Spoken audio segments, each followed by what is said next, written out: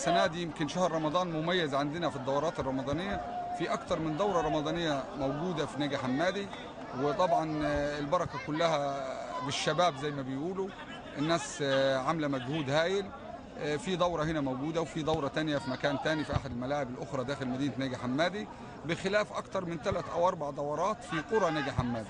اللي هي 3-4 شهور باشتراكات مستمرة في ملعب ترتان بمركز شباب أو مدينة فرشوق.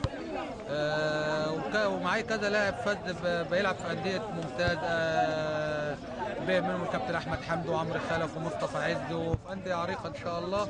وباذن الله ربنا يوفق الجميع، ودوره تشرف ناجي حمادي وابنائها، وبالتوفيق للجميع الفرق باذن الله. الواحد سعيد جدا بالدورات الرمضانيه اللي بتتعمل دي، لان برضو الملاعب اللي بتتعمل في ناجي حمادي من احد المنافس اللي ممكن تشوف فيها لعيبه وتختار منها لعيبه. بصراحه الملعب الجديد اللي اتعمل ده ملعب جميل جدا، ونتمنى ان في كذا ملعب زيه في ناجي حمادي ثاني يعني. دوره الشباب مفتوح السن، وشارك في الدوره 24 فريق.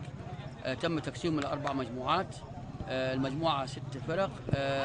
مباريات الدور الاول عدد 60 مباراه.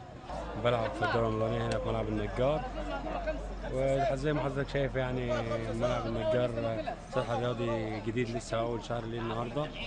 احنا عاملين الملعب النهارده عشان نعرف الناس ببعضيها، البلاد اللي جنبينا البلاد اللي حوالينا، الناس كلها يعني تبقى في حاجه تلمنا، حاجه كويسه يعني نقدم بيها خير لبلدنا، يعني احسن زي ما انت شايف من عادة القهاوي والحاجات اللي مش تمام يعني. كنا معكم في مدينه ناجي حمادي، احمد القاضي، برنامج كرة بلدنا، التلفزيون المصري، قناه القاهره.